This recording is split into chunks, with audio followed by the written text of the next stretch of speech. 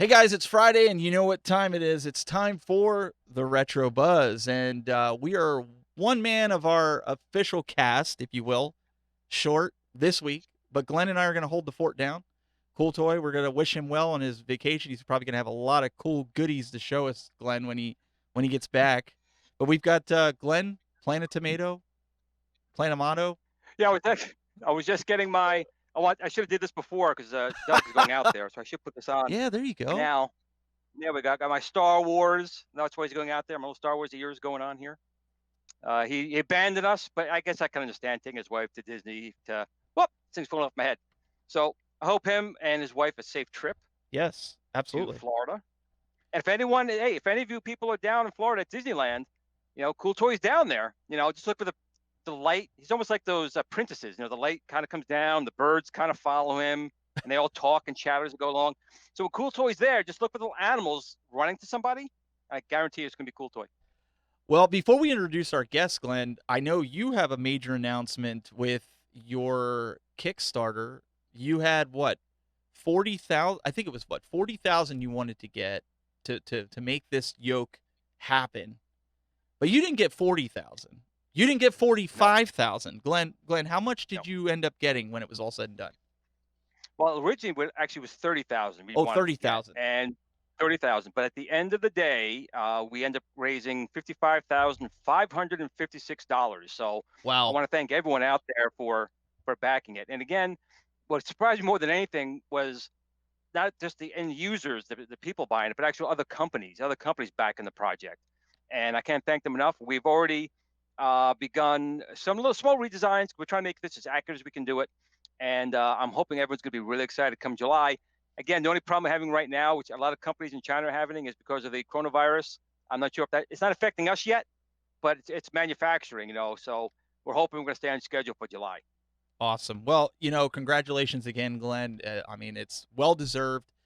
You are the godfather here in the arcade industry, so it's great to see you finally making some headways with some of your dreams to come. I'm excited to see him coming out. I can't wait to see Well, I'm that. very glad to hear you say that and pay homage to me.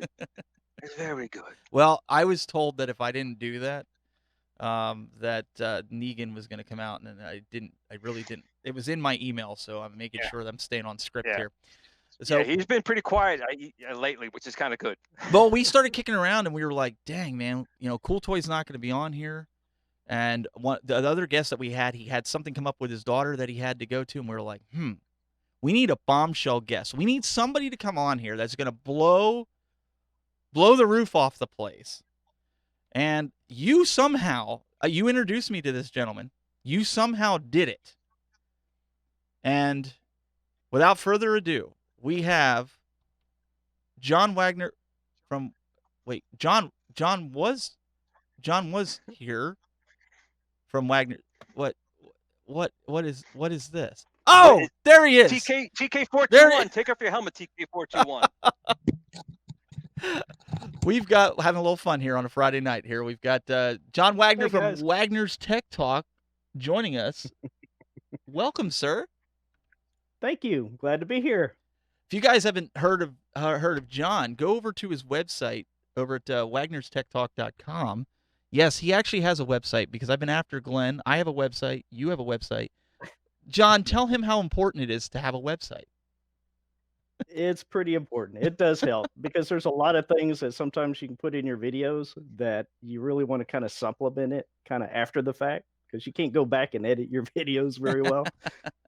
So yeah, it's good to have a website. Well, it's great to have you here, and we want to get into But I did what? have one. It was on GeoCities. What happened to GeoCities? It was all on there. All right. To be fair, Glenn does have a website. I helped him start it. We weren't going to say anything. Oh, let's see. But Glenn, it's got some work to be done, right? Anything I have always has work to be done. So, I think you guys all need to spend some time this week because I helped Glenn get this going here a little bit. You need to tell Glenn he needs to get this going and get this up. Take some time. I also have to get some time to show him. But it's a start, right? It's a start. Right? That's great to see. It's getting there. I mean, Wagner's also been John's also been trying to get on me as well. Yes. to do that for a while. He's actually gotten on me for a lot of things I still haven't done, but it's all Oh, it's just time. You know, we get yeah. But 24 hours is just not enough time. but you guys need to tell Glenn how much you'd love to see his content on his website in the next coming months. You got to see it. I mean, it's awesome, especially with the news that we saw today. Um, there was a video out there, and and correct me if I'm wrong. Was it My Family's Arcade? He was the one that dropped it. I believe it was. Yeah, he had an interview with him at the toy fair. Unfortunately, I was going to go and I did not make it. Typical for me, but he did, and Scott was there, and he had a little interview, and he did ask him a couple of questions. One was, "What's it going to go for?" And Scott actually did give a pretty direct answer. Yeah, I mean, Scott came out and told him flat out, $500. $500 is Wow. what they're because originally, remember, we were hearing That's awesome. what, $500 to $600 and that's not to say that there's not going to be like specialty versions, right? You know, Arcade One Up, they do specialty versions of, like, maybe they'll come out with one that comes with a stool. I don't know, but maybe that's why he said $500 to $600. But he seems pretty rock solid on that $500 price point. That's who's That's it's amazing to hit the kind of price point. I know it's a It it's a is. smaller virtual pin. You know, it's not like the full size pins, but even hit that price point with the feedback. You're talking about putting in solenoids, so you feel the ball hitting around in there. That's just stuff you don't really see, especially in that price point. He's gonna have a fairly nice size screen, have a DMD screen in the back. I wasn't down there, but Cool Toy and Retro Ralph did get their hands on it, and P-Dubs got their hands on it, and said it felt good. The legs were adjustable, yeah. so it's a lot of things to throw in there for that price point, and I'm still got my eyes peeled to see how they're going to pull it off because it's supposed to have no lag. Again, Cool Toy had tried it and played very well, so it's Hmm. very interesting indeed. What do you think, John? Now, how are you going to find a? I'm sorry. How are you going to find a clear plastic bag big enough to cover it? Ooh, Oh, I'll find the bag. Don't you worry. The bigger problem is where we're going to put 5 of them. Okay. That's the harder Good problem. point. that's the problem for That's right. everybody, right? Everybody's got all these cabinets and all these. I mean, now people are, being picky about it, like what cabinets they're going to get. Um, Well, the good thing is these pinballs are going to have more than 3 or 4 games. They're going to have like 10 to 12 games on it. So, I mean, they're going to have a Bally version. They're going to have a Disney Star Wars version, and they were hinting at a couple of other versions as well. So, I think the Bally one would be kind of nice. I mean, Star Wars games I do like, but I think I would like maybe go more towards a Bally midway style pinballs just because of diversity. And then this way I don't have to look at the new Star Wars on half of my machine. I don't like that new Star Wars at all. so No secret. So in some other news too, like last week we did a show, we talked about CoinOps.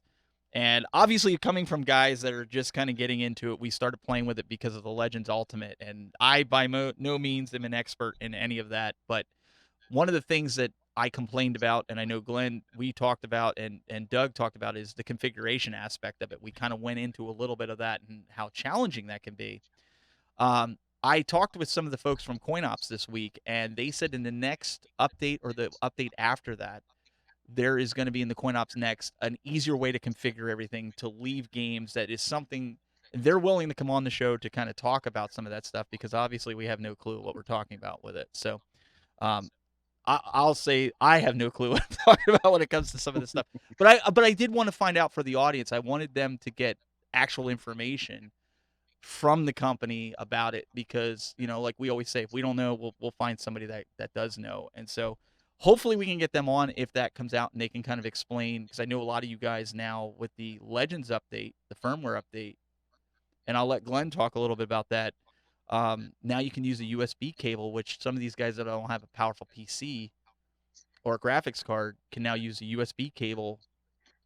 They're doing the front end with the AtGames Legends. So did you get to play with that, Glenn? I got the firmware down, and it's of course, I have days where nothing's happening, and then other days where like 5 things hit me at once. I'm working on a video now for Al Link. I actually got his light up marquee. So I was in the middle of now doing that video when they shot down the firmware last night. So that's something I'm planning to do this weekend.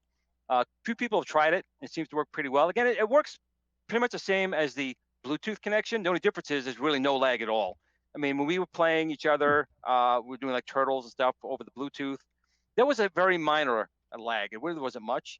But now we're going over a USB A to A cable type of connection to the board. There shouldn't be any lag at all.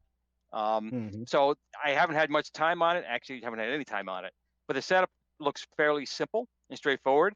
And it's a feature people have been asking for quite some time. And it just goes to show once again that AtGames is in the community. They're listening to the community, and they're importing a lot of these features. Even Cool Toy with his Fire Stick. You know, how many people think about doing that? He suggested it. AtGames goes, you know what? Yeah, we could do that, and they threw it in there. What I'm waiting for is for them to basically put something like this guy right here. If we can get this connected to our Legends there machine, you go. we'll be all set. Now, this, just so people just watching right now, this is actually a free 3D printed open Cade by John from Wagner's Tech Talk. On his page, he actually has a way for you guys to print these, and you can see you put your own controls in here, and they're modular, so you can put wait. I thought that was the Legends Gamer. Oh, you got an advanced copy of it. No, I'm kidding. We're having some fun here. And they sent the advanced Wagner steering wheel attachment to it to put on there as well. Wagner's is very, very good. If people don't know his stuff, he does reviews on his web channel as well as on his website. But he also has this OpenCade project, which is basically you can 3D print these different modules for different things. So he'll talk about it more himself. He's even got my Tron joystick done into one. But they're very solid. And if you have a 3D printer or know someone who does, this is something that's a really neat little project, and it's very modular. Thank you, Glenn. We're going to dig into that because we want to talk with you about that, and you've got some different guides and books to go with that as well. Now, Nick in the chat room says, "Hey, Steve, are you going to do a video on the Legend stuff?" Probably. I just didn't get my cable yet because I was, like Glenn stated, I'm using the software, the Arcade Link, and it works great. So I really didn't need to do that, but I think I'm going to do it just to see the difference because I know Travis, who I respect since you introduced me to him, he states he's getting better quality, and that's kind of where my head went, ooh, instant quality. Okay, yeah, maybe I do want to do this. So my cable comes tomorrow. It's not a regular USB cable in case people are out there thinking about it. You have a USB style A port on your laptop, and there's USB A ports on the Legends Ultimate. So you basically need a double USB A cable. And of course, I have them. I've made them. They're not hard to make if you have a soldering iron. But you do have to purchase that cable. They're inexpensive because they're not a normal they're cable. Not. You don't generally go from an A style connector like that to another one. But Glenn, I also found out if you have a USB-C on your computer, if you have a USB-C input, or you could take the USB male, or A as you call it, out to USB-C into your PC. If you have one of those from like a cell phone. I don't on my PC, unfortunately, but you can. So is that USB 3.0 or 2.0? It's 2.0. Well, it doesn't matter as far as that goes. The cable is just a double male. I'm going to go grab one right now just so I can show people what we're talking about. Well, you grab that, but I want to while he's grabbing that, I want to show you guys. So this week we've been busy while Glenn's going to get that. I got us. A lot of you guys have been asking about merchandise. A lot of you guys have been asking about podcast. We wanted to get everything narrowed down. I should say, I wanted to get everything narrowed down with video and audio before we decided to upload anything to iTunes or any of that.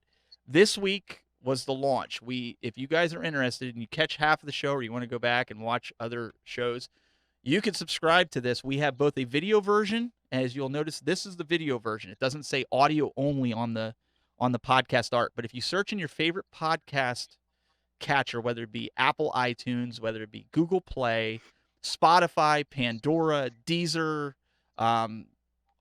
Anchor, I mean, there's a ton of them out there. I think I've put us into like 15 or 20 different platforms that are out there. So whatever it is, if you want the audio only, you're driving to work, you missed the show Friday night, and I understand people have lives, it's Friday night, you didn't get to watch us live. Yeah, they're not like us.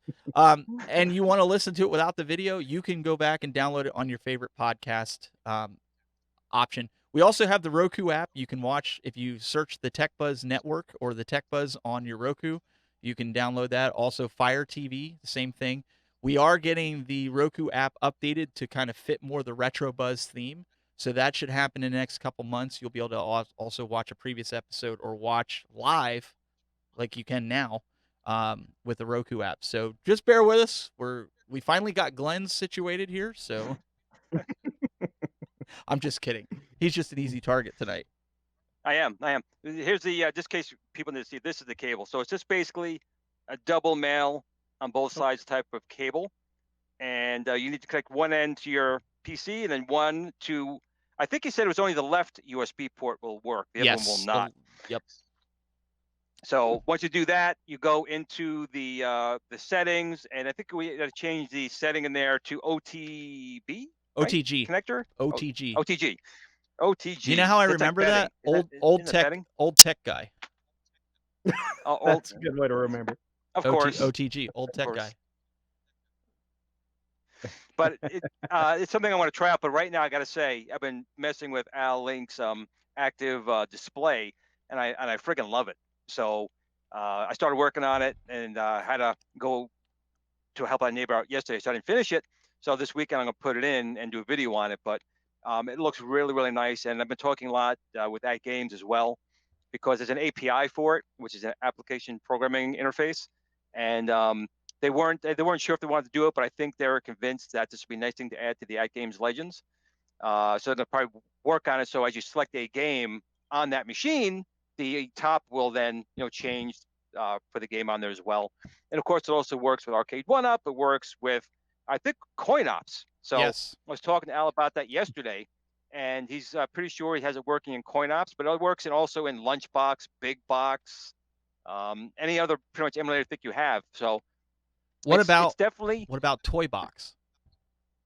I think it actually works in my Toy Box. I mean, it's here, but I will say, the quality is really, really good, but it's also I don't want to say complicated, but you have to definitely take your time setting it up. Once it's set up, it should be rock solid.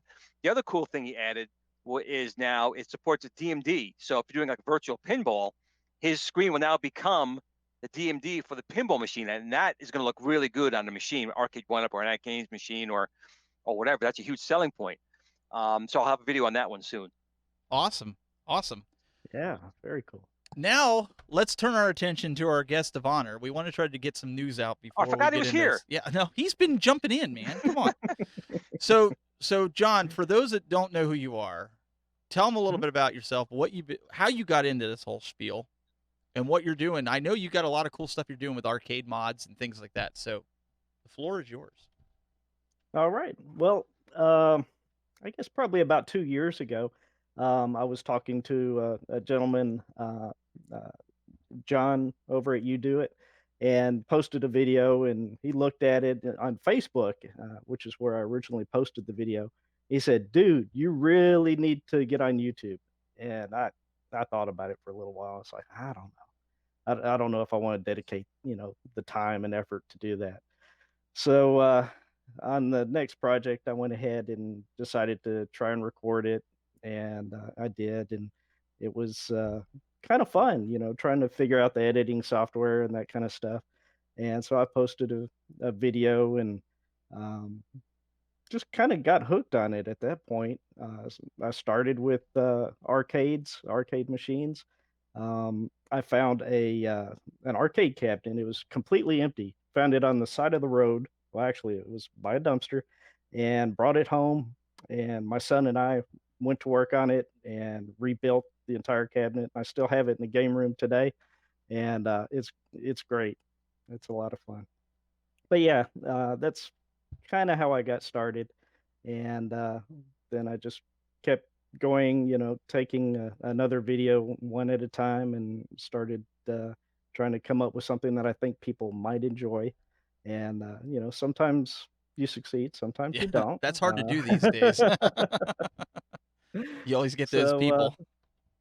Yep. But it's been fun.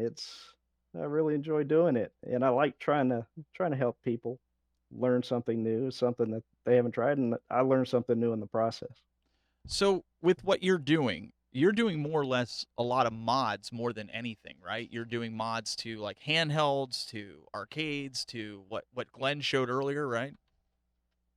A little bit. I kind of mix it up. Sometimes I'll do a review on a product, or I might do a modification. Like I did one yesterday. I released a video yesterday on the RG350 mod.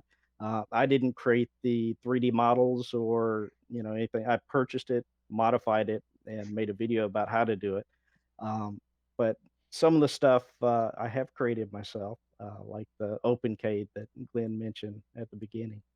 So when I do stuff like that, I typically I've always provided it free online for anyone else who's interested in doing the same. And that's just something that I like doing. Glenn, I mean, this is something you and I we talked about when we started doing this, and we talked with Doug about. We wanted to bring people in from the YouTube community that we both seen, that mainly in this space that you've seen, that are making an impact, making a difference in the way we are doing things. And John's doing that. I mean, he's creating things that Correct. you're using and other people are using. I think it's great to showcase that. I mean, what kind of brought you into meeting John? I mean, what was it that grabbed there? Did he reach out to you? He actually, yeah, I received an IM one day saying that he had some of my parts and he was building this 3D OpenCade and he wanted to send me one. And I took a look at it and it looked really, really neat. And he sent it to me and it is. I mean, I have a 3D printer and I talked to him about it a couple of times. I can print the best string mesh you ever want to see. I think I made two little owls that came out pretty good. After that, it's just a mess. So John sent them over and they're really nice. And two things I really love about it. One, it's open source. So if you can take it, you can modify it, make changes to it. But if you want to make something very custom, you can do that. And the kits are very easy. When you print them, the holes for all the items are already there for a Raspberry Pi, or just make an external USB controller. You have options of using like my style controls or any kind of controller. And you can make it as big or small, one or two player, anything that you want to do with it. And I thought that was a really interesting idea. I know on Thingiverse, a lot of people make all these different types of things, but he's making something where it's very modular and you can add or subtract to it as you need it. And you can make it all inclusive, almost like like the new AtGames a gamer device or a Pandora's box, or just make it a controller for something else. And he's also a great guy. He's helpful. He's always in the community throwing out ideas. And like I said, the 3D prints like this thing here, we were talking about it, and he's like, "Oh, I could probably do a steering wheel." And my spinner, he made this steering wheel for it. And then this steering wheel, you may be seeing it also on the Legends Ultimate. That's the gentleman who made it, modified John's original design here for the Glenn's Retro Show spinner. So his stuff's even going well beyond his own thoughts of the way things are going. And he's always in the community. He's always doing reviews. He's got a lot of these little handhelds. What was that last review that you really liked? That the new gaming portable. I forgot what it was. The RG350. The RG350, right? Yep. So he does things like that. He's constantly reaching out to me, saying, "Listen, check this out," and they're all good stuff. I mean, like Travis Tech Talks, Wagner's right there with him. Great ideas, great personality, and he's making great stuff for the community. Thank you, Glenn. I appreciate that. I'll take the $20 in the mail later. and P Dubs, that sure beats our little idea of the PVC and the Wii steering wheel. No, Travis will be joining us at some point too. Yeah. Awesome.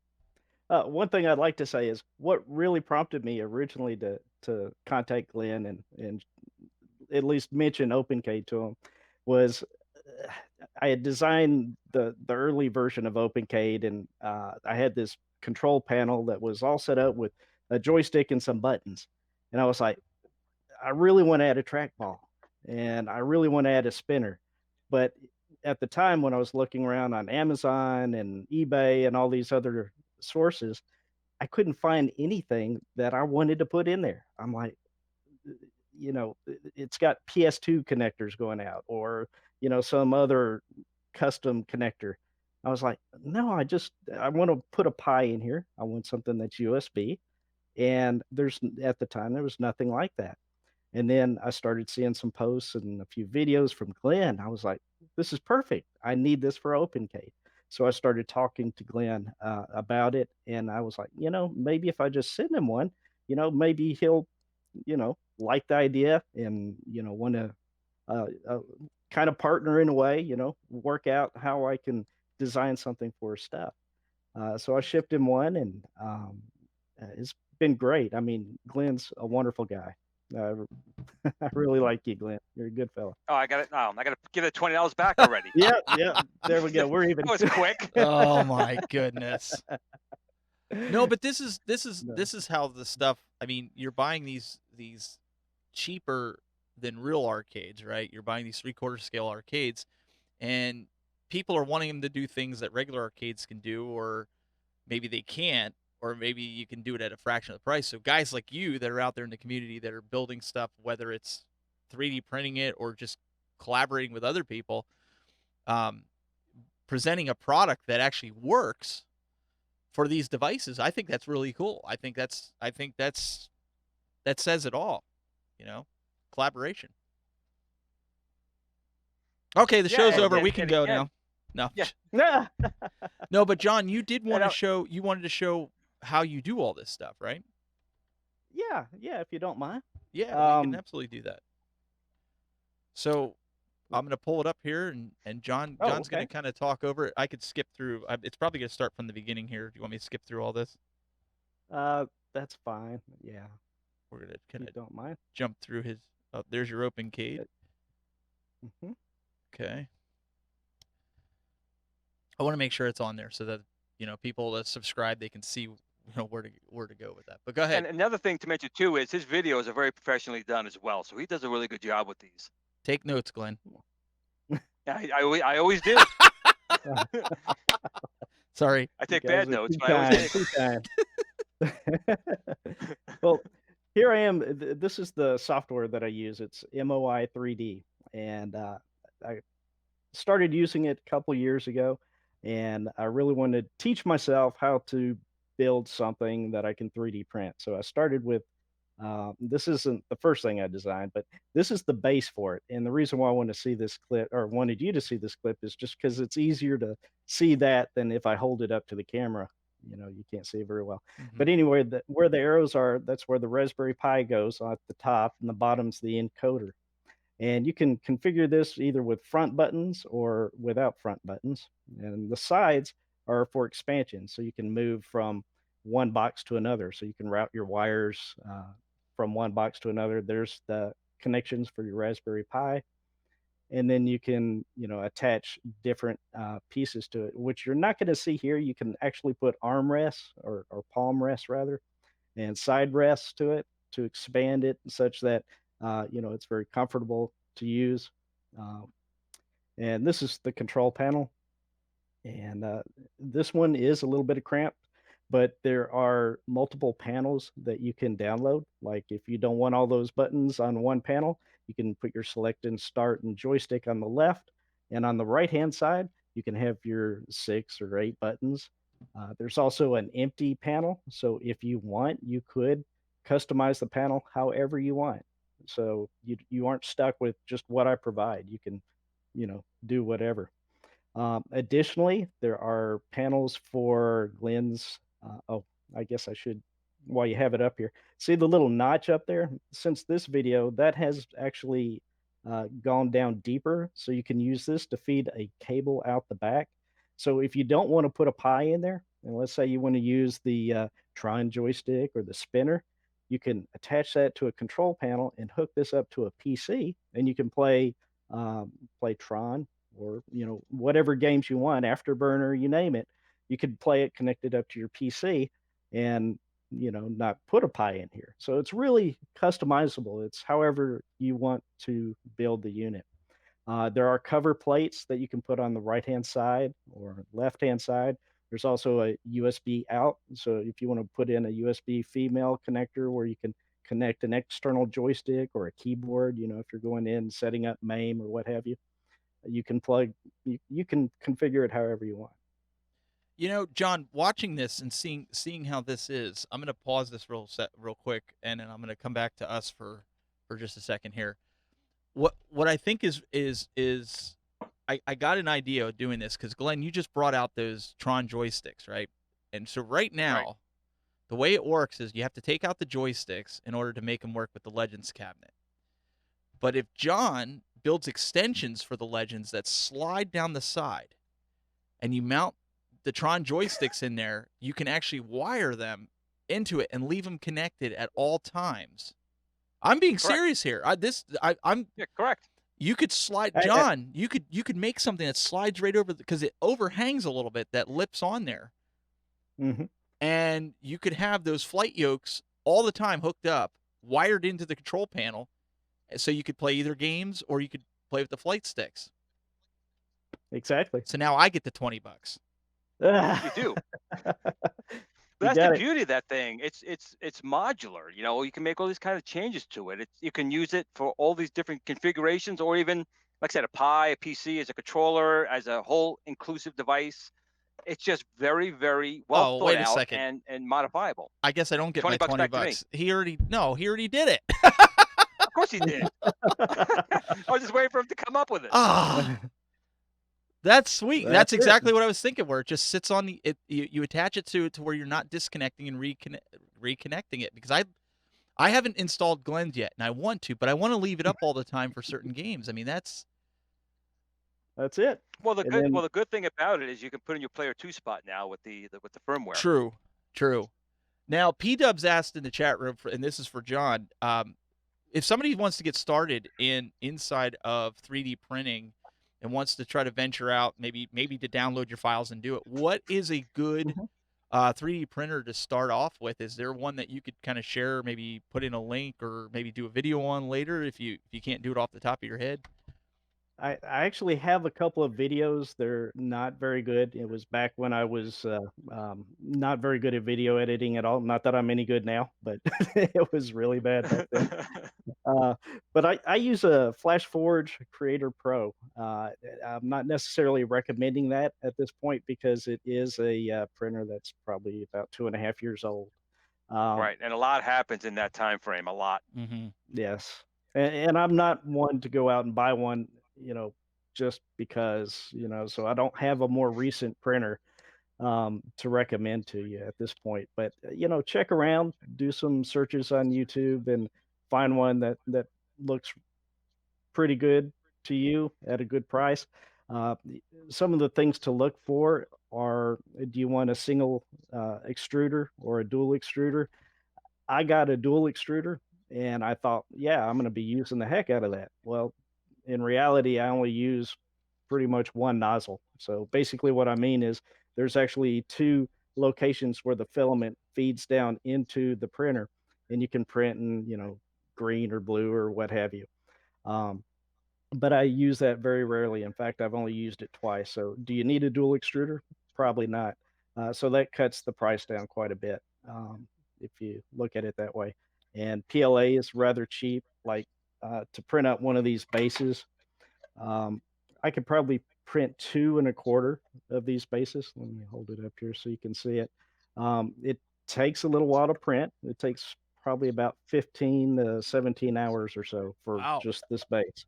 So it does take a while, but it is thick, it's sturdy, and should be able to hold uh, your controls together very well. Now, So how hard is it for somebody that's never done 3D printing? How hard is it for them to pick up? I mean, Glenn's laughing. I know Glenn said about his is all I'll let spaghetti. Glenn answer this one. Well, I was just going to say that the printer, it does depend on the printer. I have a i3 Mega, which is a very good printer. It's got a good base on it, but mine just came warped.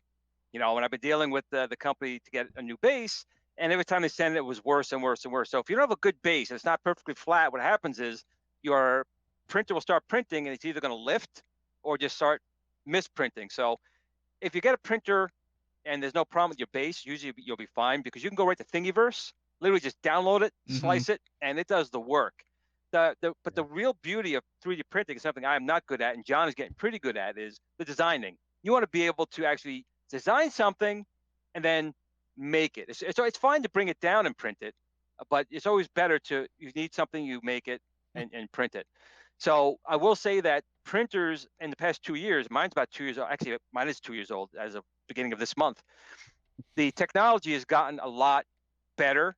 So it's getting cheaper with better components, like anything. So the printers today are a little bit more forgiving, but it does come down to if you get something that's not perfectly calibrated, it doesn't matter how good you are. If it's not calibrated, your printout's going to be horrible. Your first layer base is where everything's going to be based off of. And if that's not right, it's going to be, it's going to be a mess. That's true. But I tell you, it's very fun, Steve. I tell you, when you see this thing, you first put it on, you come back in 5 minutes, you come back in an hour, you come back sometimes in 24 hours, and you just see that there was nothing there before, and then to see this thing slowly get created there. I mean, Is it's awesome. pretty wild. It's pretty wild, and you'd First be couple of weeks, I surprised. just kept staring at it going, "This is amazing." Yeah, you hear that sound, and you'd be Yep. surprised how small the dots it makes. That's why it takes so long. You said it takes about what, 8 hours? You were saying, or 14 hours to print About 17. that base. 14. The dots there are literally like a period of a pen. I mean, they're really tiny, and it's got to build that up all the way around. And then it depends on how much what they call infill you want to Mhm. use. So when you're building something, you could do 100% infill, which is going to make it obviously very solid, but also cost more because using all the filament, and time's going to go up. It's got to make every single spot. If you do maybe a 50% infill, you could have part of that be air, and it makes like a structure inside, like Mhm. honeycombs, to use up less filament and save time. You could be a cheap sucker like me and do like 5%, and then it just falls apart the entire time. But there's a lot of things that go on with it. I think, though, the other thing too is you have to have what's called a slicer. And when Mm. you download something from Thingiverse or create something yourself, the slicer is actually the program that takes that model and does what it says. It slices it into little pieces that the printer will then print it out. And some slices are easy to use and they cost a lot of money. And some are free that you'd rather strangle yourself than use. So you Mhm. kind of find that happy medium. I think some printers, maybe John can tell me here, I think some printers these days come with a fairly decent slicer. Mine did Yeah. not. Mine was got to find your own, and it's just not been the best of experiences with that. My printer came with one, actually, no, it came with a freeware one, and then shortly after I received it, they did release, something called Flash Print, and I tell you what, I have not needed any other slicer. It does everything I need it to, and it matter of fact, it does some things that, I really didn't know I needed, and it was there. It was a pretty cool option, like being able to slice a large model into smaller pieces so you can, build something larger than, the actual, size of the bed. So that is another thing to look at is, um, take a look at the type of things that you're gonna wanna print and make sure that the printer that you decide on has a bed large enough to print that. Like, I believe this, and I'll have to look at the website because, yeah, I can't remember, but I think it's like 8.5 by 9 inches, uh, bed on my particular printer. So you want to pick one. If you want to print these up, you want to make sure that the bed size on the 3D printer is large enough to be able to print the dimensions of the object that you're Right. wanting to print. So So how And lo- another cool. thing on top of what he just said there is there are printers that like mine's I think a 220 by 220 by 210 size building. So some people go, oh, I'm going to buy the 500 by 500. Then it comes to your house, they're like, holy, it's huge. It's So you have to huge. be Yeah. careful yeah. of that too. You got to make sure you're not getting Yeah, a printer bigger than the space you have available. So that's how long true. did it take you how long did it take you to obviously there's some CAD design that you need to know a little bit, right, with designing the 3D elements of the box. I mean, it's not just I guess what I'm trying to Yeah. stress to people, kind of the same way I talk to people about the broadcasting stuff is you don't just buy the equipment because you have the money if you don't know how to use it. Otherwise, you've got a five, six, $700 paperweight in a 3D printer. I guess Right. what I want to stress is like what type of time are they looking at before they're even going to print anything? Like how much time does one need to do? What they buy the printer, they sit down with the instruction manual, then what? What happens? All right. Okay, you're talking about two different things. You're talking about the design on one, and then talking about just Correct. printing. Yeah, Okay. just in Uh, general. All right. For the first question about the design, I had some time off work during the holidays. And it was around November to December a couple years ago, and I used a lot of time, late nights and so forth, and during the day working on learning some software. And I tried several different packages. I tried SketchUp, I tried Inventor, and they didn't operate the way I would have imagined a design software should work, and that's just me, the way I think. I'm sure it's great for many other people, and I'm sure they can design rings around what I design. So, I'm not saying anything negative about the software, but it just didn't work for me. So then I started looking at other places, and I saw a video that came out on MOI 3D, and I thought, well, I'll try that. So I tried it, downloaded the demo, and I was like, okay, this works the way I think 3D design software should work. So based on that, I got in contact with the developer of it and told him I was interested in it, and s- I asked a few questions on the forums. I spent probably a month and a half uh, learning the basics of it to where I felt comfortable designing something that I would wind up posting. And the first one was actually a restrictor plate that you use for a joystick. So if you want to restrict the movement from an 8 to a 4-way, then you could use this plate and just screw it in on top of your existing joystick, and it would restrict movement. And then there were these little adapters that you could swap out. So if you want to go from 4-way to 8-way, you don't have to take the whole control panel apart. You can just swap out the plates. So that's a So month and a that was half though of without you working. That's a month and a half. well, So it's part of it was vacation time, part of it was evenings, well, that's what I'm saying. Like all together. it's time that you would have normally been at work. So for a person that maybe didn't have vacation time, you're looking at maybe what, 3 months? Mm, late nights, yeah, Yeah, maybe 3 2 months of 2 and late a half, nights. 3 Yeah, months, yeah, before you're doing possibly. anything, and like a restrictor plates, like those little. I mean, they're tiny.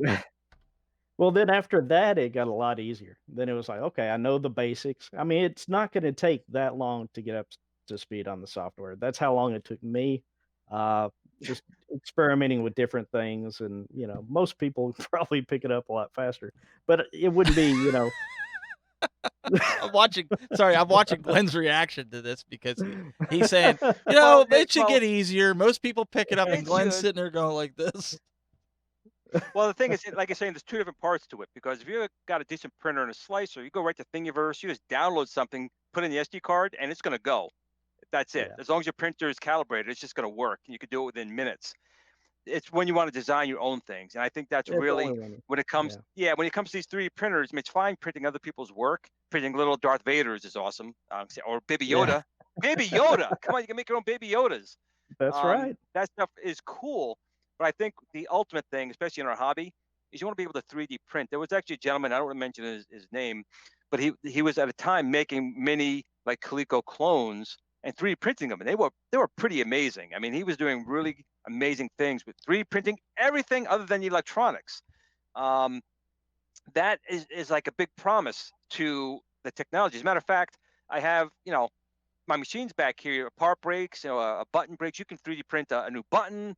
You can a new joystick handle. All that could be done because you can print in PLA, which is like a plastic, actual plastic.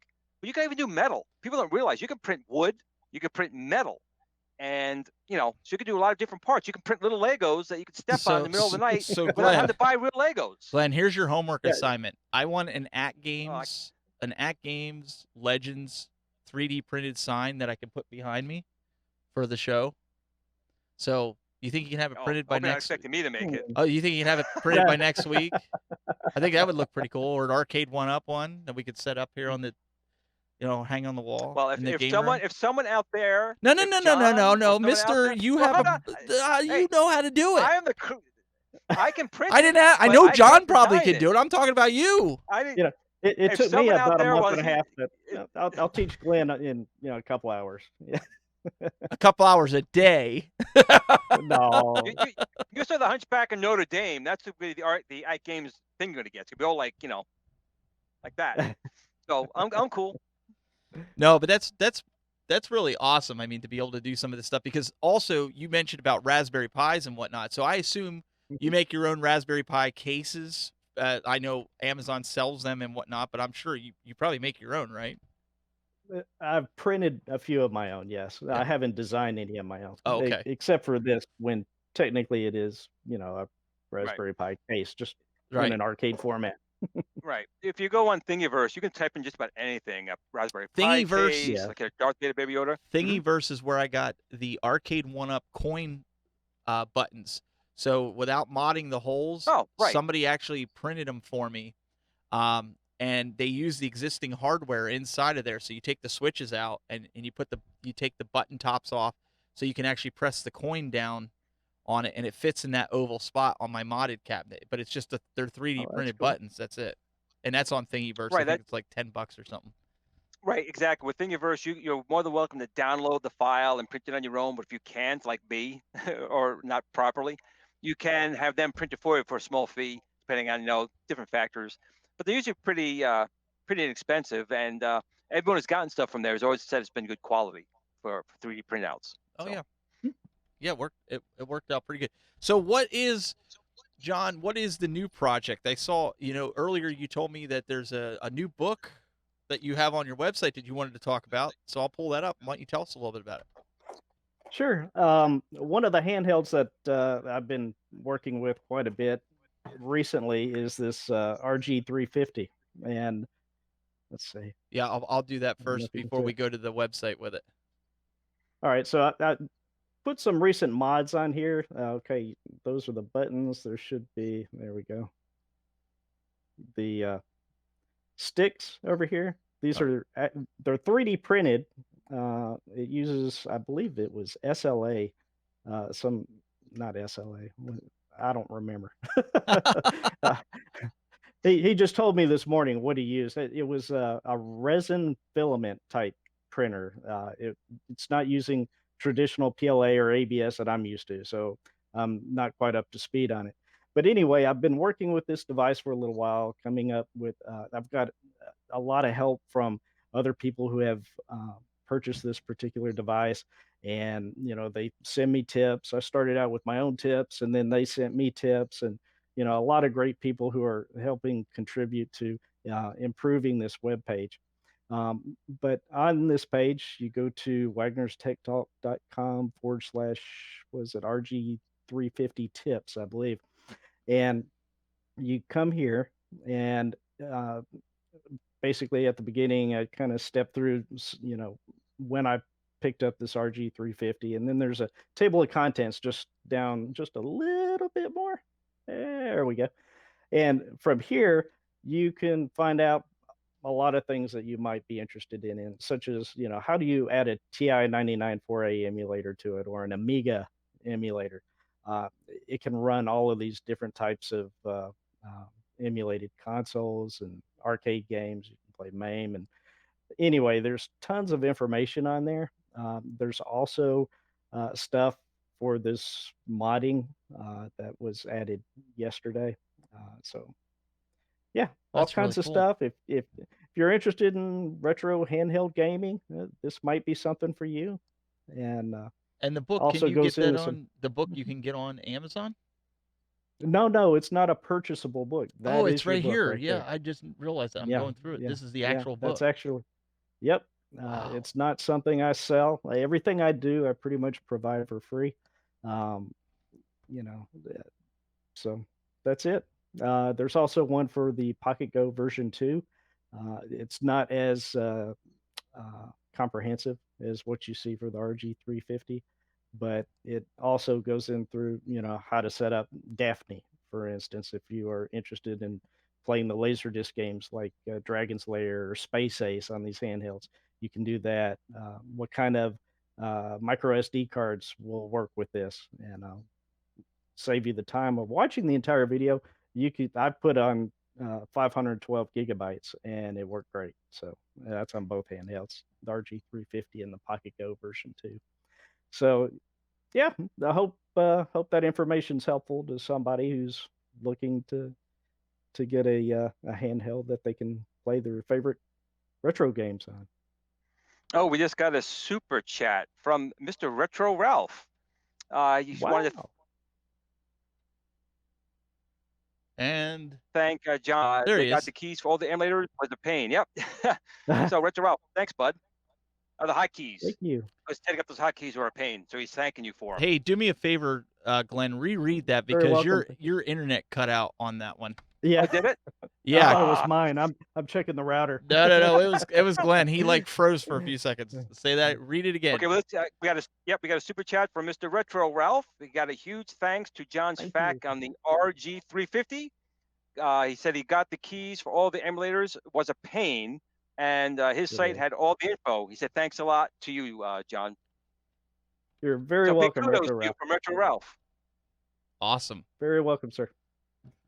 Yeah, I just because when people send in a super chat, I wanted to make sure you started to read it, and I was like, okay, Glenn, you like giving this dramatic effect or what? And then all of a sudden, it just was like it threw it out. Like Perfect timing. when you listen to it on the recording, you're gonna laugh. You're gonna know exactly what I meant by that. But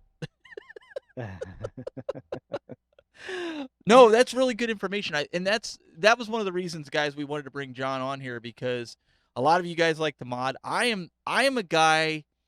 Like, if I see somebody like Ralph do it or somebody else, and I think I can do it by watching it, or I sit there and I see a guy like Ralph do it, and I sit there and he's blown up this board and blown up, I won't even attempt it. And I understand it goes with, listen, I understand it goes with the territory. I really do. But I'm more of the guy like, okay, if it's dead set easy, I'd rather just turn the machine on and play it. Like, I just remember the days of the Hackintosh, and I just have no patience for it anymore. That's why Well, I see a lot of guys. Some things are easier than others. I mean, I'll do it, but when it comes to like virtual pinball, I definitely want to gouge my eyes out. I know Retro Ralph. That's why my Toy Shock is the way it is, and I won't mod it because I need a step-by-step guide that's guaranteed. I buy these parts, connect it, and it'll work, and put this monitor in it. Because otherwise, I'm not even going to attempt it, because it's fine the way it is. It's not the hard part. It's not the hardware. It's virtual pinball software. You just want to blow your brains out. Another friend of mine, Dwayne Ringo, helped me make that small pinball machine, and he's been helping me for a while. And I had it working years ago. Years ago, I had it working, and then XP is gone, and 7 and 10 has come out, and it doesn't work now. And I've tried, and I've tried, and I've tried, and I've tried. And I've tried, and But I've given up. Have you tried? I've given up. Have you tried? See, I gave up before I tried. I tried as well. That's about a year ago. I was messing around with VPN software, and I had the large 32-inch screen and my wife's old laptop, and was putting this thing together, and it was a nightmare. I wound up fortunately, the monitor died on me, so I had to throw the monitor out, and that was my excuse not to pick it up again. Well, see, that's kind of why I didn't do it. I seen a couple guys like Ralph and Detroit Love burn out monitors. I've seen them burn out the adapter thingies, and it's not like throwing a retro Pi and you are not a modder until you get blue smoked in the face. You're not a modder until you get shocked, burned, I've done that. inhaled toxic smoke. Until you've done that, you're not a modder. I'm not a modder. I'll be the first to admit it.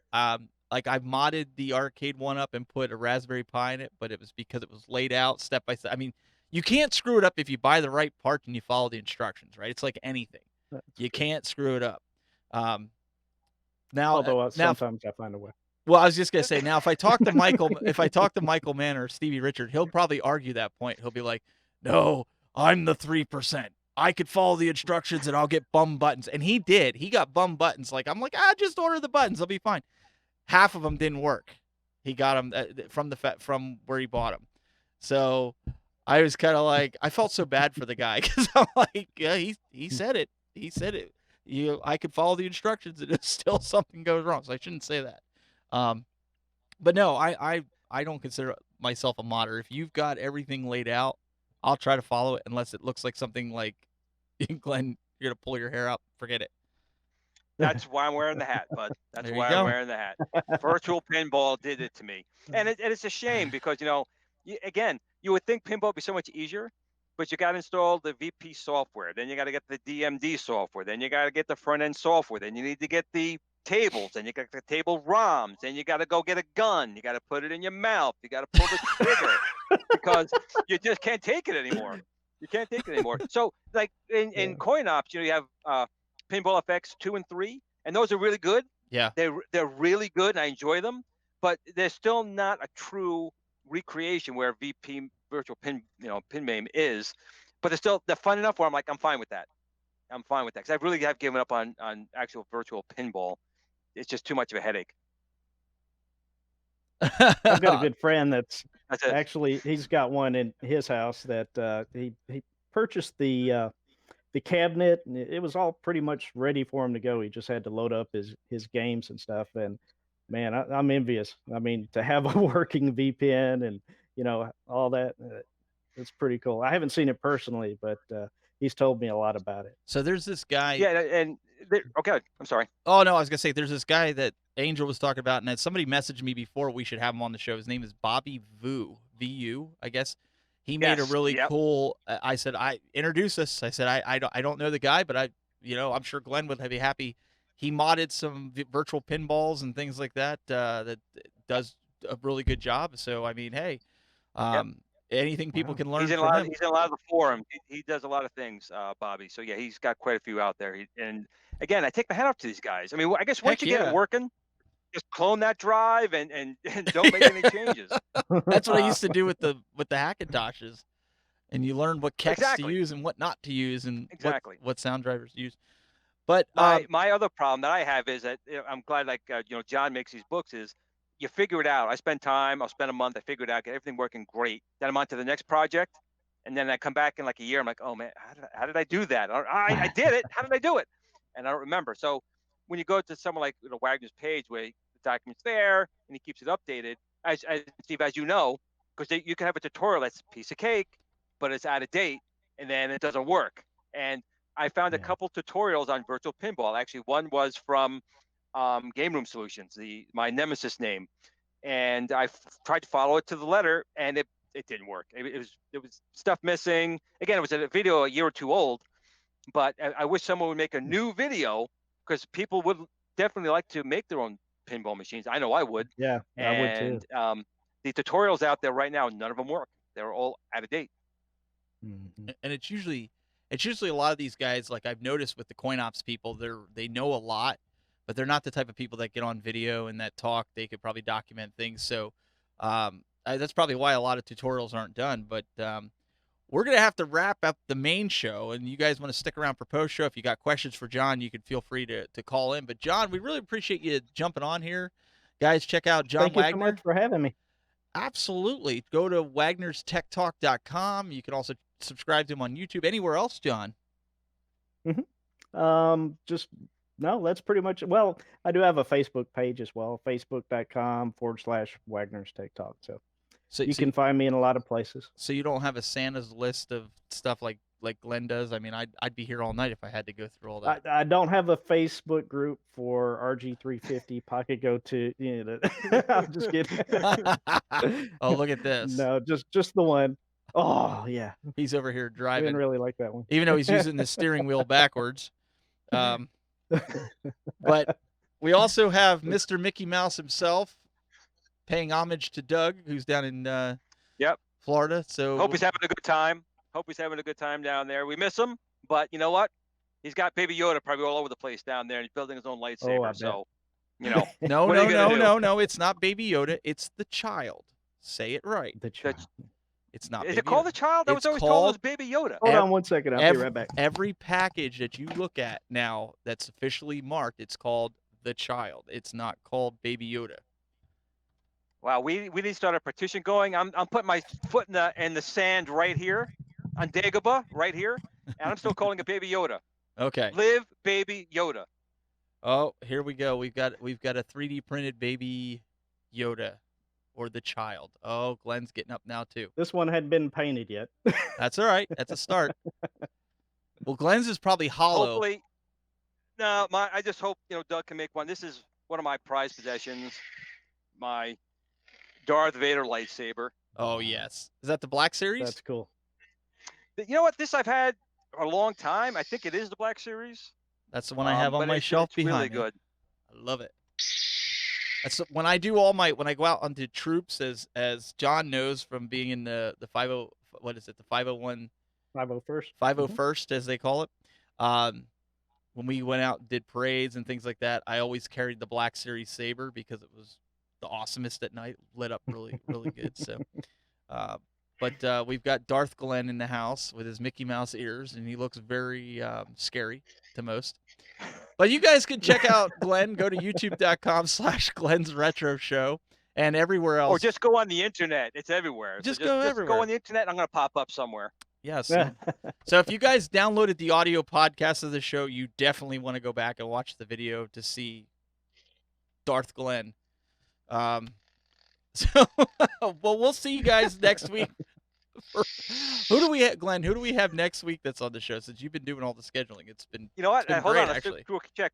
That's another thing too. You know, we have quite a few people lined up, and I got to check because we have I think quite a few people. So next week, we're booked. We have April. Yes. Next week, let's see. What is today? It's 28th. Oh, Travis. We've got Travis. Travis MCP will be on next week. So and he's actually in the chat room. Hey, what's up, Travis? We'll see you next week, bud. So that's what you get to look forward to next week. We got Travis. It'll be a great time. So, guys, make sure you stick around here for post-show, those that are watching live. If not, we'll see you next week here on the Retro Buzz. Bye.